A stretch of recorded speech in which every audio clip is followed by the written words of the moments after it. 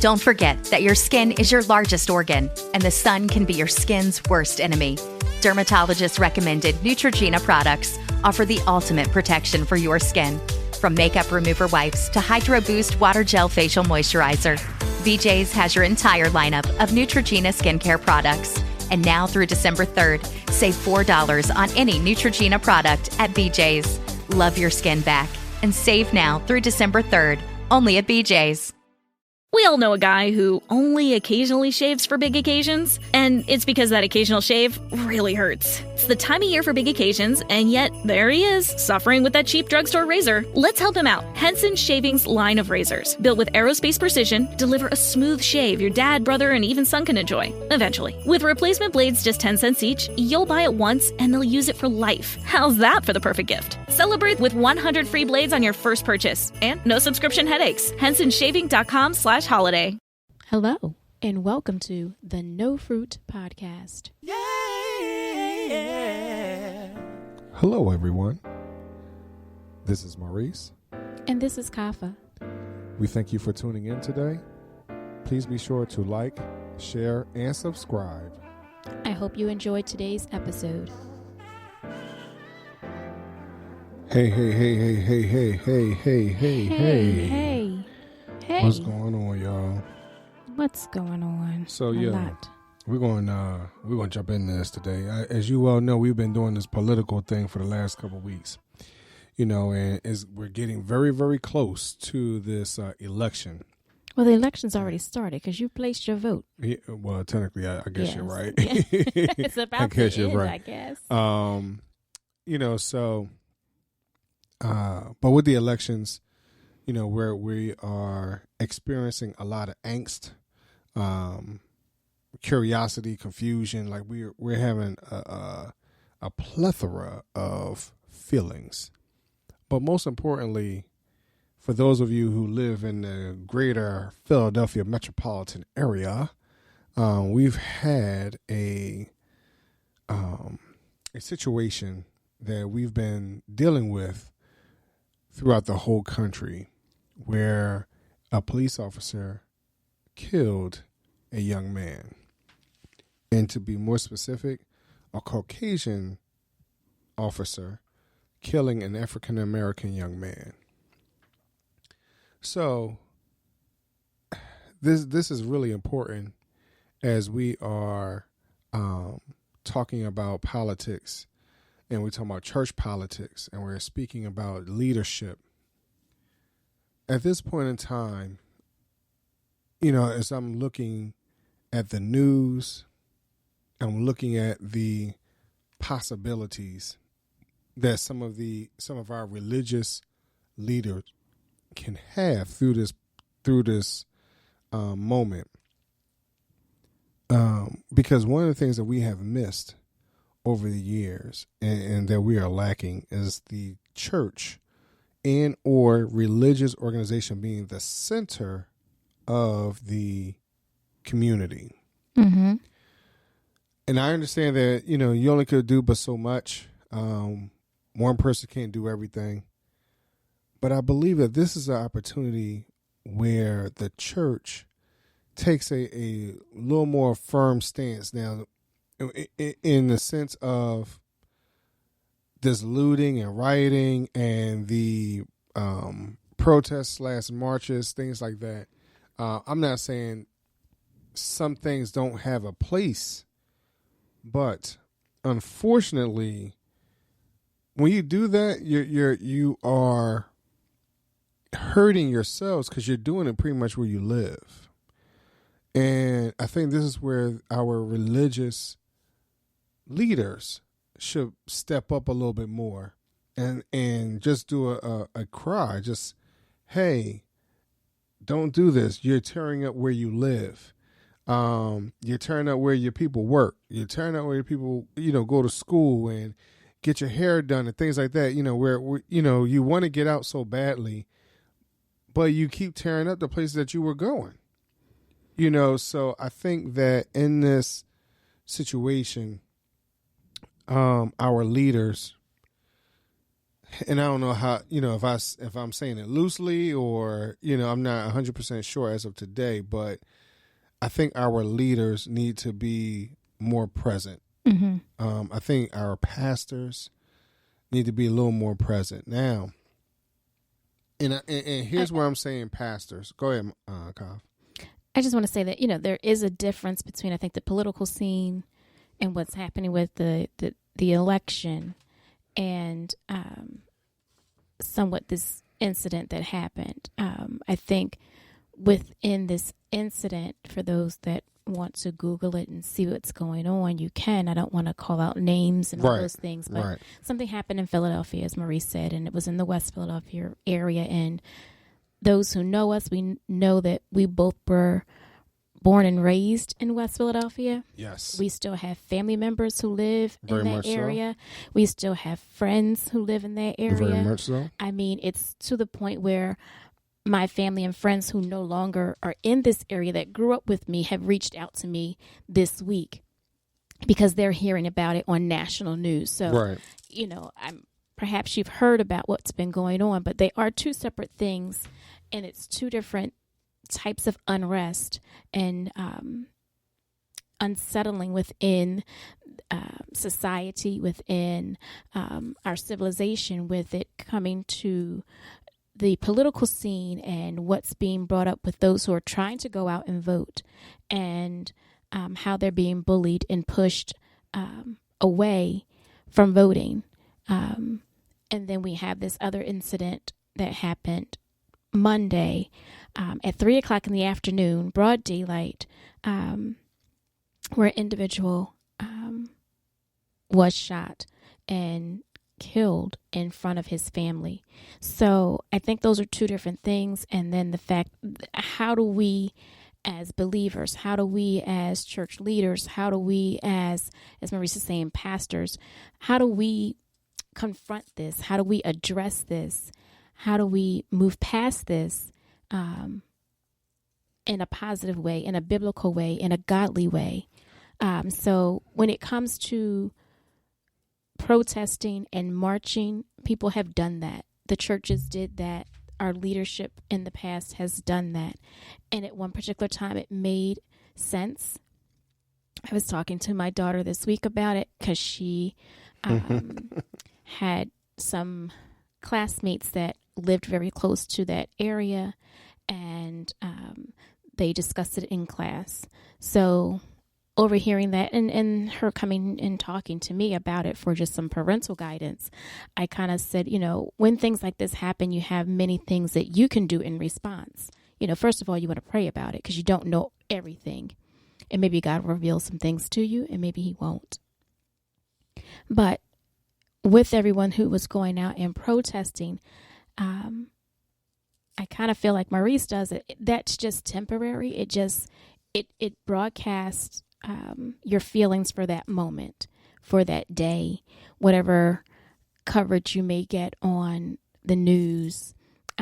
It just kind of lasts for that moment. But I asked her, what do you do next? How do you do something that is a little more sustaining outside of just getting together with your friends and marching down the street? Again, the looting is something totally different, especially when you are looting and it doesn't have anything to do with what happened. I can see, if everybody started charging us 5 times as much for ground beef like they did in, what was that, Good Times? And they went down and and kind of had a protest because, you shouldn't charge us 5 times more at this grocery store. Then, that might lead to you because your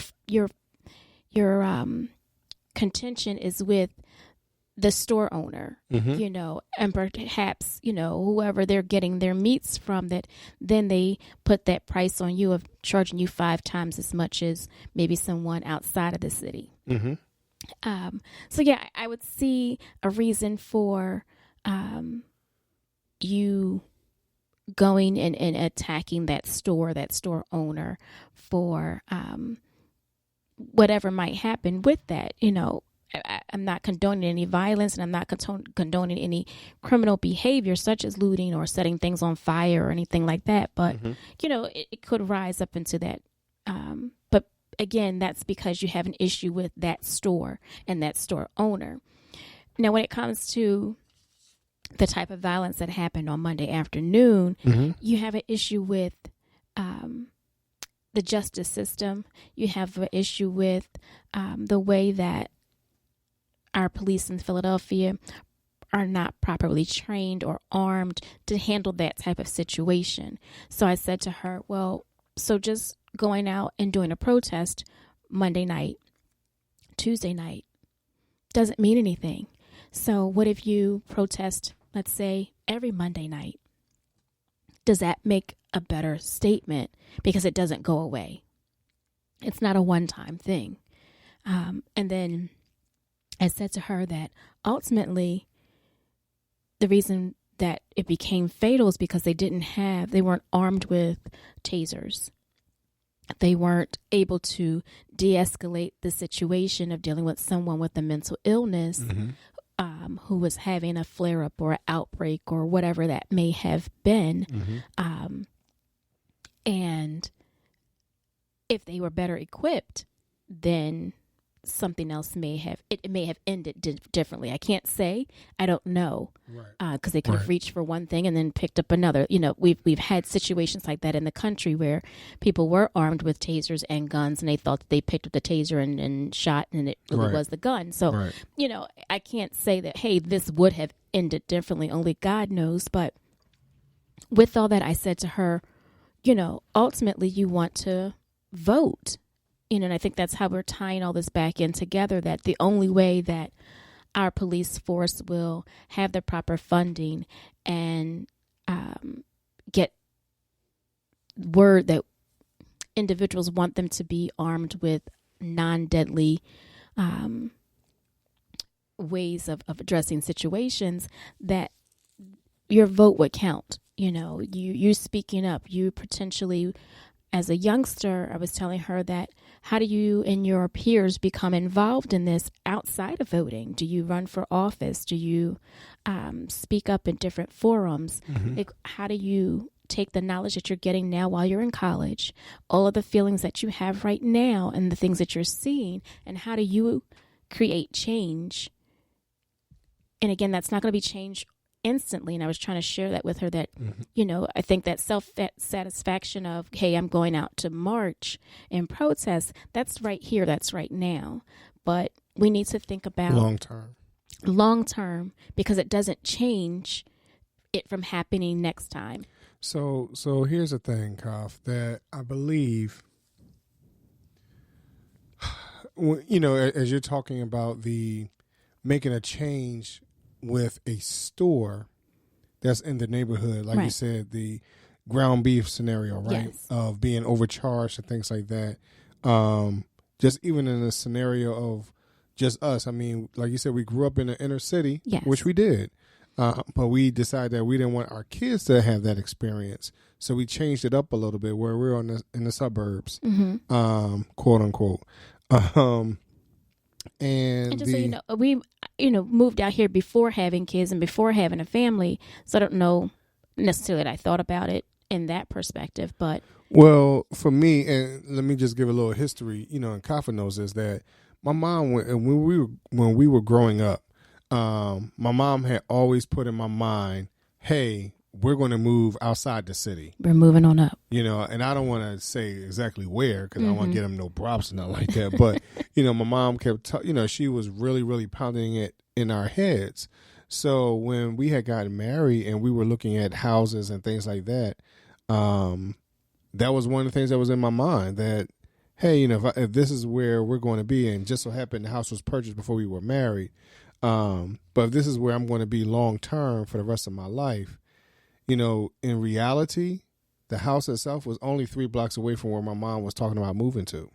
So in my mind, I was close. Right. I was getting there. You get what I mean? And eventually I ended up living in that zip code, in that little town. So, to some degree, in what my mom put out there, it was achieved. But In reality, when it comes down to making a protest or a statement with this one store, which is on such a smaller scale, is one thing. But I think when you're trying to fight the system, right, is something else. And one of the reasons why I guess in this situation of trying to hold the religious leaders a little more accountable, like I said, one, because of, who they were supposed to be put out there as, or what's always been looked at them, as far as being this almost a quote unquote spokesperson for the community when it came to, though, like they were the liaisons almost between the people and the government to some degree. But as I'm watching them now, it definitely shows how much has changed, but also in that change, there are some things that still stay the same. Mm-hmm. Some people still view them in that manner, but I don't know if all of them or most of them even want to take on that mantle, want to take on that responsibility. And the other reason why, for me personally, I'm looking at the pastors, because in a lot of cases right now, you have members who are transplants. Either they moved from someplace else, or they were in that community originally and then they moved out. So how invested are people, in that community? And unfortunately, I think the pastor kind of is like the last line of defense for that community.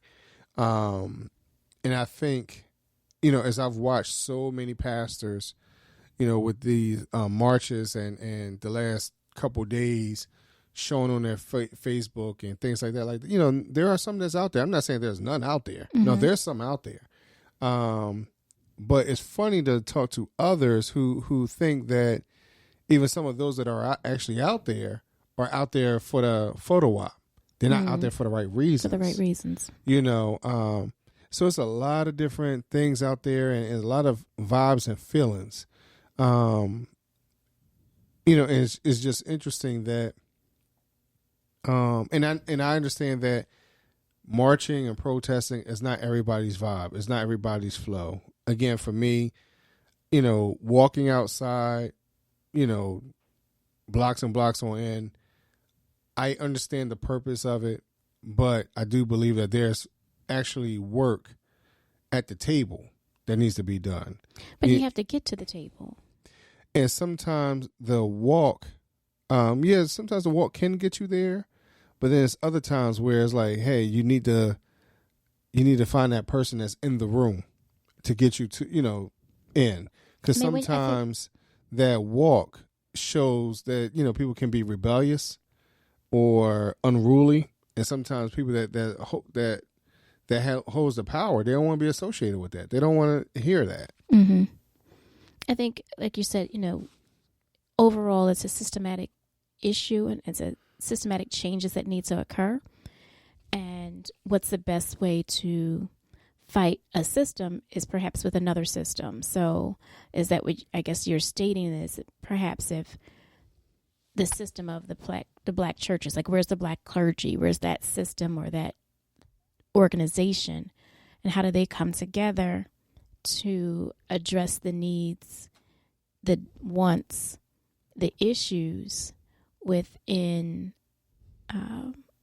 the Philadelphia judicial system or just the policing system as a whole, or even within sections, like, okay, can we say these certain police precincts, we're going to work hand in hand with them. And I think at one time it was a better connection between the police and the community when we had POW, the police athletic league. Right. I don't see those anymore. People would go to the police station not for issues and problems, like you would go for help, if you needed activities and things to do, or if you needed food and things like that, outside of the church. But really don't see that too much. I mean, even out here, every police state, well, not police station, I guess every fire station has a hall. Mm-hmm. And what are they doing with that? To aid the community and to provide things for the youth. I mean, even our youth within our household have said there's nothing for us to do as teenagers. Right. There's nowhere for us to hang out. There's nowhere for us to congregate. Right. We don't want to hang outside, So there's nothing for us to do. And I think that is why social media came about. I think that's why video games are, popular and all that, because there's nothing else for them to do. They're not outside at a basketball court and double dutch. There's not that many basketball courts. And when you do hear about them or see them, then, 9 times out of 10, sometime within that year, there was an issue on the court. Mm-hmm.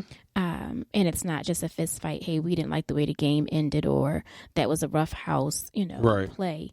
It's a little bit more to it than that. I mean, just again, within West Philadelphia area, because my ears perk up because, again, born and raised in that area. Mm-hmm.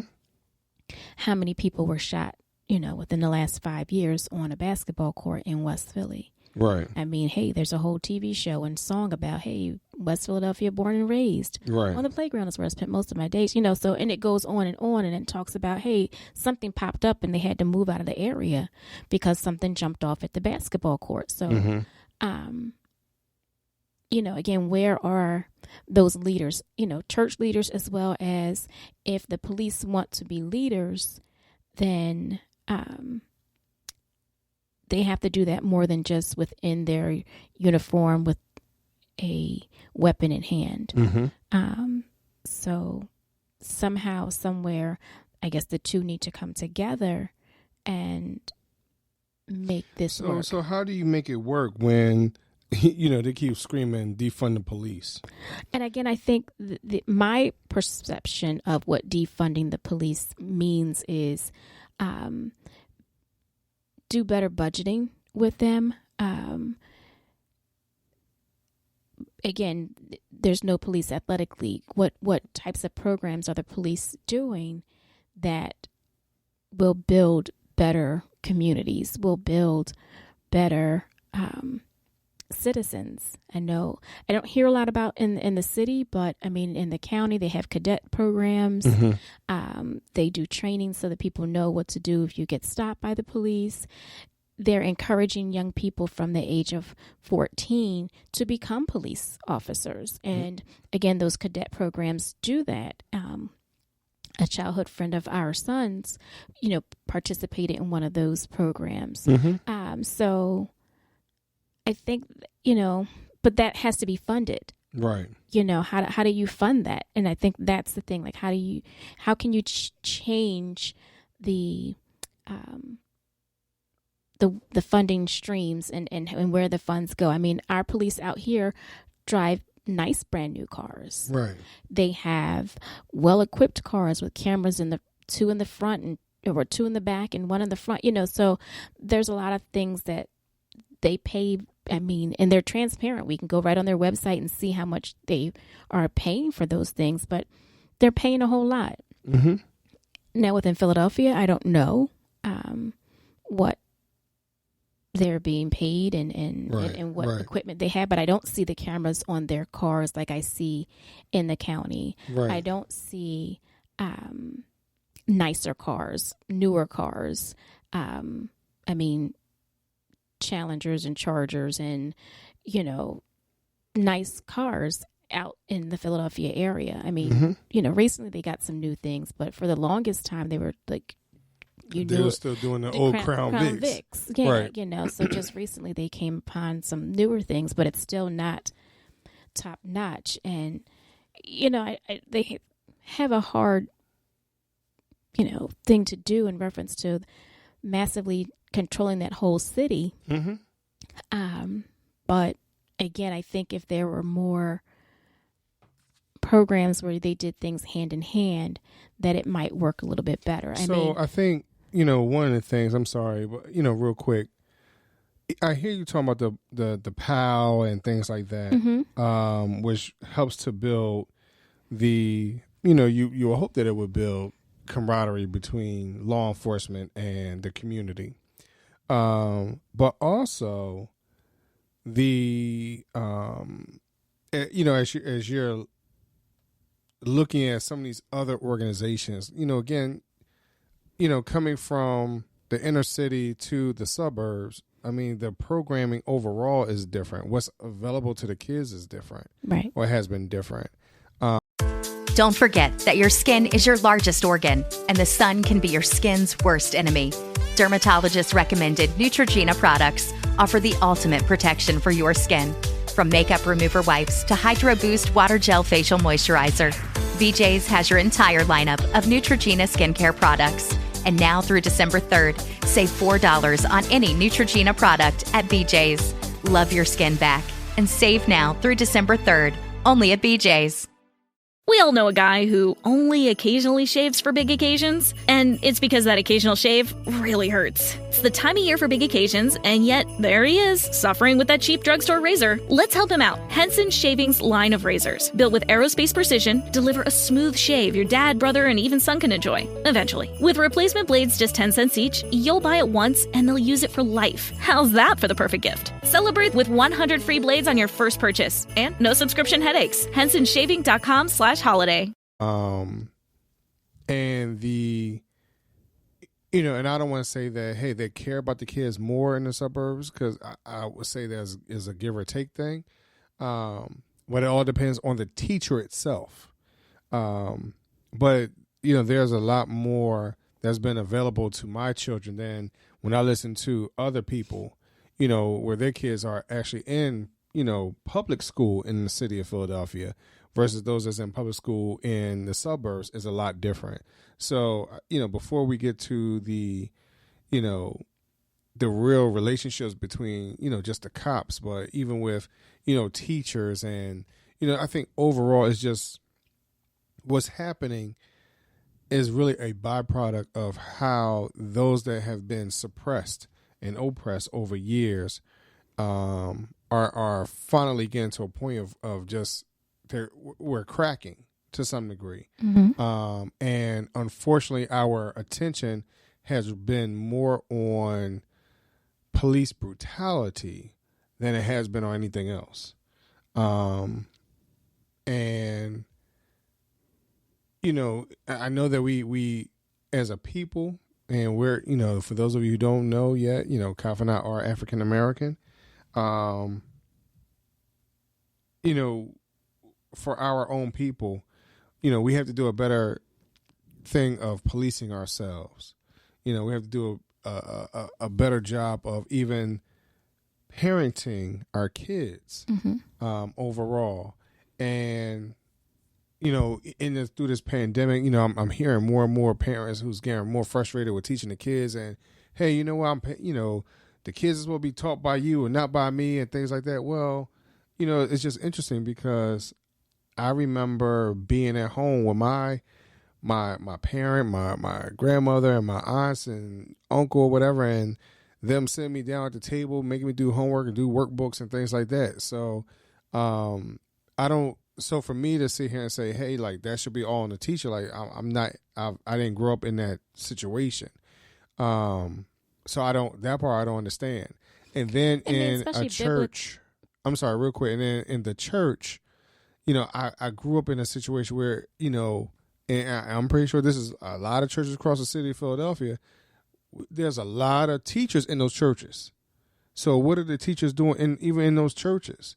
That are teaching the kids and the adults, not just Bible study, but just, regular decorum. Hey, good morning. How are you? Today, those type of things. Smile when you speak, things like that. So I think there's a lot of things that's being missed overall.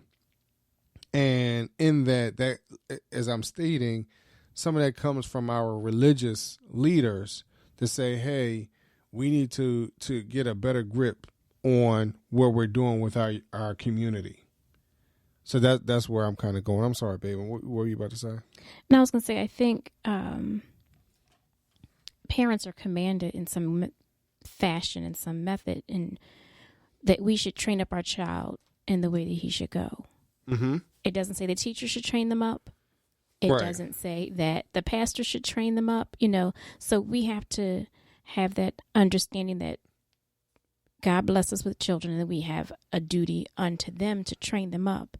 And that goes from their education, from their moral standards to their religious beliefs and on and on. So yes, we as parents need to do what we're supposed to do. And then, like you said, Maurice, we as a people need to do what we need to do and hold each other accountable within our communities. And then I think perhaps the world would be a better place. I think that's key. But I think it's hard to hold each other accountable if we weren't trained the right way. If we don't know, if we all don't value the same thing. Right. If we don't all deal with issues the same, then it's hard for us to come together as a community to check one another. Right. Because it becomes an issue. Like, again, back in the day, Miss Susie on the block could certainly come to me and tell me that I wasn't acting correct and that I wasn't acting ladylike or whatnot, and then go and tell my grandfather or my father about what I was doing. And then I'd be on punishment for a week and couldn't come outside and those types of things. But my father or my grandfather wouldn't go to Miss Susie and say, mind your business, who are you type thing. And that's one of the things that we keep getting caught up in right now. So, the old African proverb says it takes an entire village to raise a child. So all of us together have to come and raise up the generation. And I think that's where we're kind of missing some things that kind of have gone away. I want to be in my house and you can be in your house, and what goes on in my house doesn't have impact or affect your house, but it does. And I think that's what people don't understand. If we my are neighbor connected. burns chicken, it impacts me. Don't think our neighbors are burning chicken, but They're burning that's something, so it does impact me, even, we live in a row home, but even if we were in a row home, if we had singles and somebody, cooked their food too much and it became a flame and a blaze, and that affects me and it impacts me. And I think we need to understand that and see that better, and then see the big picture of it all, and not just see us ourselves and be the me generation. I think we've lost the we generation of the 50s and the 60s.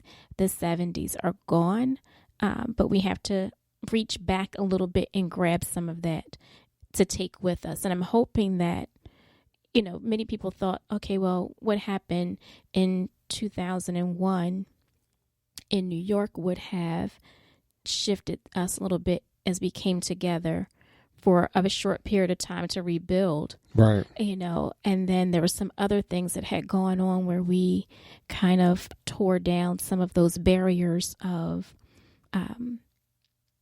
nationality and whatever, and we came together. It seems like it always takes something tragic for people to kind of come together. So I don't know if what we're going through right now is going to build us together. It certainly has kind of put us all in our own corners as we continue to see, hey, don't go outside, stay home.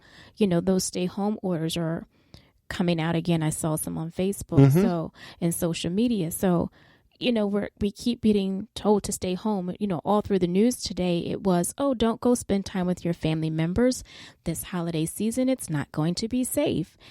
So again, we're being forced to be a little more isolated. But again, I think that somewhere, somehow, we have to come together and forge through this. I think some of the when you think about being separated, sometimes it's better to divide and conquer mentality. But I also believe that,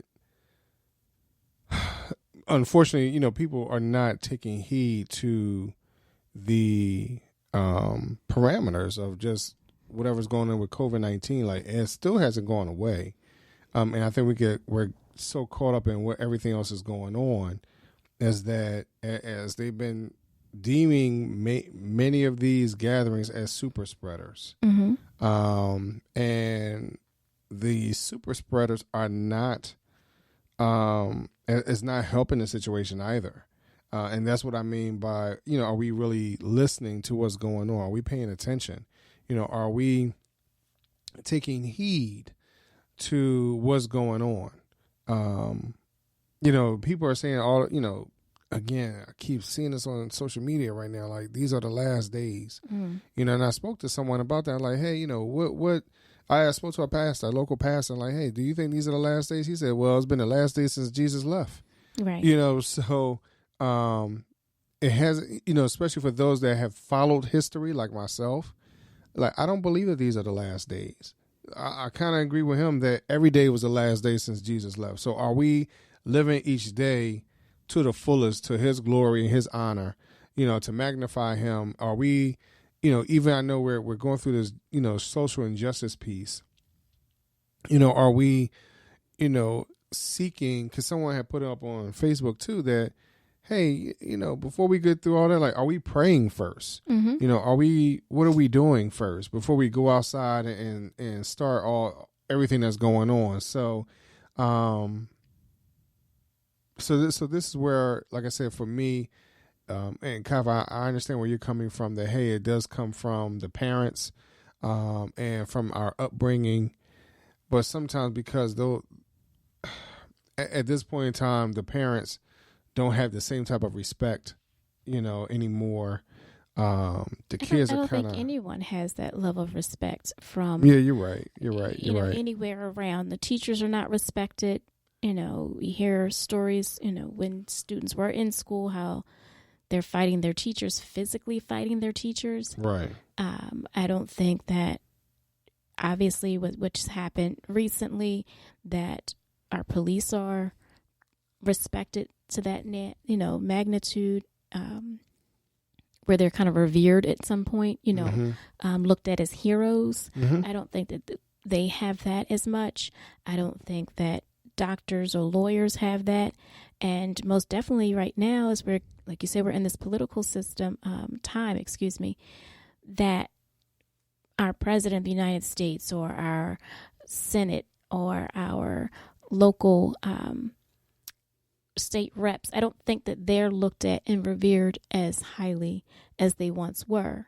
No, you're right. You're right. So that's just where we are. And we have to, again, like I said, get back to a point where we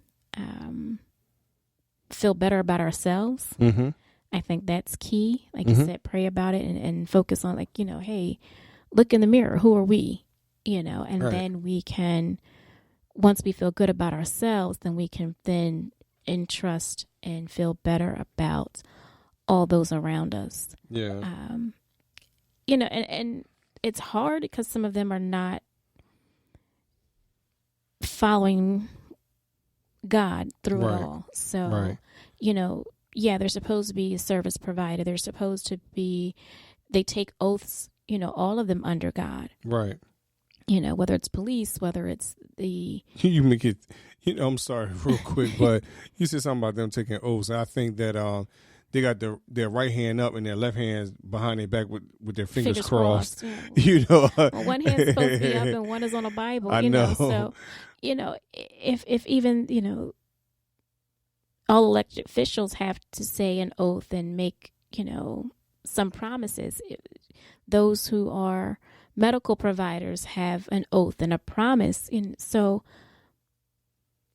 hold yourselves accountable.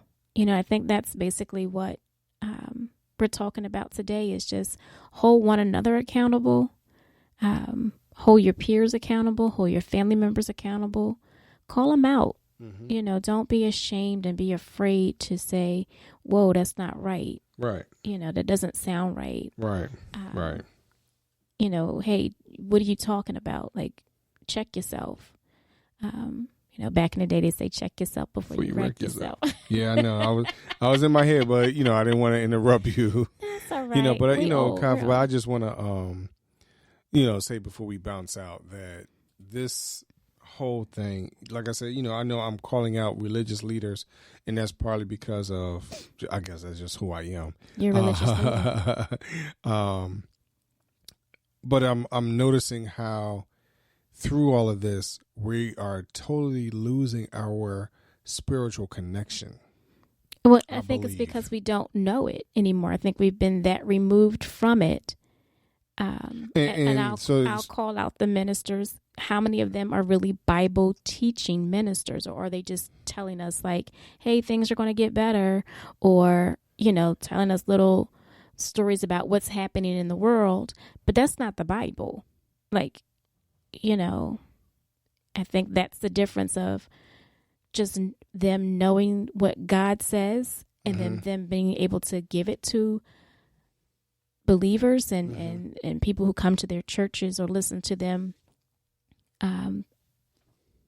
in a virtual world, and be able to really help them to understand, well, what does God want you to do when this happens?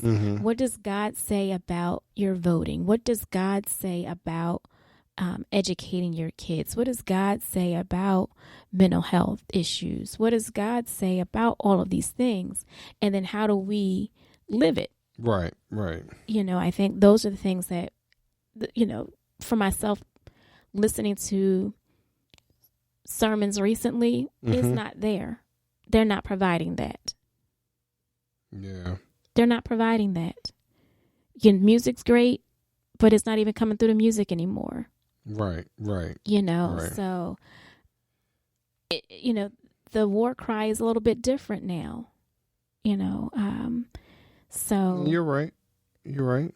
You know, so, hey, leaders, pastors, go back. Go back, go deep and really reconnect with what God wants his people to hear. Right, right. And then say it, but say it from the Bible, not from, you know, just because this is what you went through last week. You know, and I know we usually try to do that with the podcast. Like, we'll say something and we'll give you a biblical reference, if you will. We haven't done that a whole lot tonight, but Deuteronomy has a whole lot to say about a little bit of what we're talking about. So we just want you to be able to go back and figure out what God says about all of this and then go from there. I think that's the real key to fixing us. Right. You know what I mean? You know, there's an old song that says, Lord, fix me. Lord Jesus, fix me. So, and sometimes you have to do that first. You have to fix yourself first. You have to ask God to fix you first. And then once you're fixed, then you can go and be a blessing to somebody else. So, that's just how I'm feeling right now. Yeah, I know for me, how I'm feeling is I'm just at a loss. I'm at a loss because there's a lot going on, and I'm at a loss because it's almost like you want to fix everything, but can't fix nothing at the same time. And you only could do it one person at a time, one situation at a time. So even though, you know, I'm saying, hey, you know, this group of people speak out. But as Kafa is saying, like, all of us need to speak out. All of us need to police ourselves. All of us need to make a change. All of us need to take a look at in the mirror when it really comes down to it. And when we're saying all of us, literally all of us on this planet, and understanding that, you know, for those of you who believe that the end is near, then if this is what it's going to be about, then get yourself together. You get what I mean? Because we don't know the day nor the hour. And that goes for any of us, you know, and and we're not talking about just the rapture, and him coming back and things like that, but just even when we die, period. Do you have your house in order? Are you, what's going on? So, just everybody, just kind of, again, police yourselves, be more of a positive role model, and just try not to, and also last thing, make sure that as we are speaking about these type of things that we're doing our research. Because before I made this statement, asking about the pastors, I did my research, especially those that are my friends on Facebook. I looked at their videos and things like that. Again, it's one thing to be out there in the street, in which I understand, sometimes you have to show, but when you really look at it and say, hey, there's literally a church on every corner, so how come there aren't more pastors out there? Right. And when I say almost literally a church on every corner, almost literally there is. So if it's not on the corner, it's in the middle of the block. Yeah, sure enough. So it's almost like you can't go a mile without passing at least 4 or 5 churches. So it's either churches or daycares. So we understand what the services are needed, and evidently if God is putting it out there for you to start your church, to be part of a ministry, things like that, then what is he really calling you for? As if you're not about the march or things like that, then are your doors open to feed people, clothe people, give people other services, helping them somehow with their rents and rent rebates, and helping them to understand what their finances are, just finance management, because of gentrification and things like that. I think there are so many other things that the church can really look at, but I listened to quite a few, and there's quite a few that's checked out to some degree, because I know and I understand that there's a lot going on, but that's why from a church perspective, if the leader needs to be going on within the church, if the world has a lot going on, then there needs to be a lot going on within the church, right? Or the church needs to be pouring out into the world to bless people. Right. They need to know that there is a living God and that there are godly people there. So get out and vote. Get out and help somebody else. And encourage somebody. I was saying, just get out there and smile at people. Make their day. Sometimes it's just as simple as that.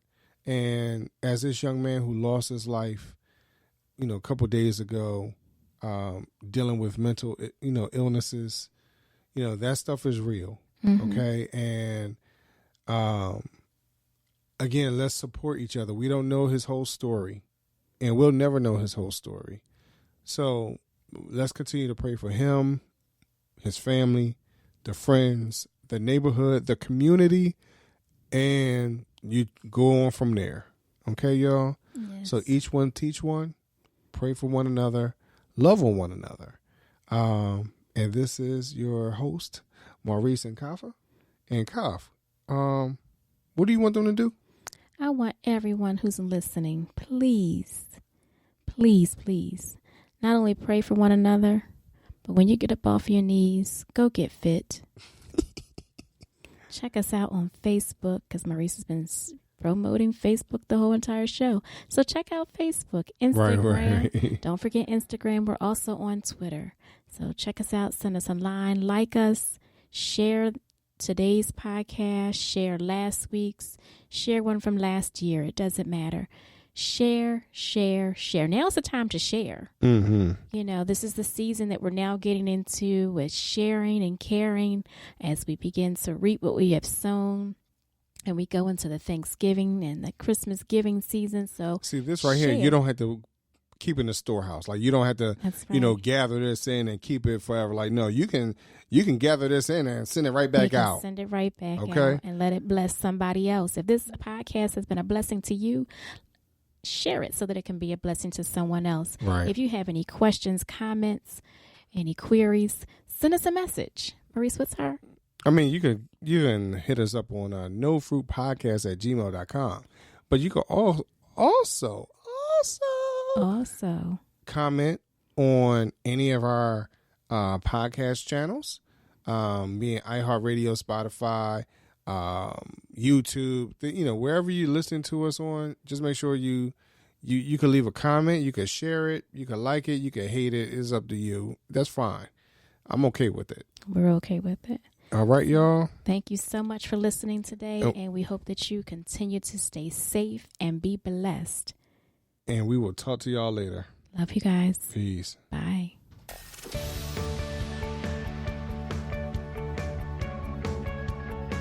This week's episode has come to an end. But the fun doesn't have to stop here. If you have any questions, suggestions, or feedback, head over right now to Twitter and Facebook and like, share, and get involved. Join us next time.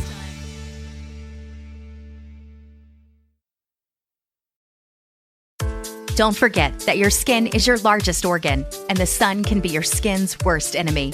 Dermatologist recommended Neutrogena products offer the ultimate protection for your skin. From makeup remover wipes to Hydro Boost Water Gel Facial Moisturizer, BJ's has your entire lineup of Neutrogena skincare products. And now through December 3rd, save $4 on any Neutrogena product at BJ's. Love your skin back and save now through December 3rd, only at BJ's. We all know a guy who only occasionally shaves for big occasions, and it's because that occasional shave really hurts. It's the time of year for big occasions, and yet there he is, suffering with that cheap drugstore razor. Let's help him out. Henson Shaving's line of razors, built with aerospace precision, deliver a smooth shave your dad, brother, and even son can enjoy, eventually. With replacement blades just 10 cents each, you'll buy it once, and they'll use it for life. How's that for the perfect gift? Celebrate with 100 free blades on your first purchase, and no subscription headaches. HensonShaving.com/holiday.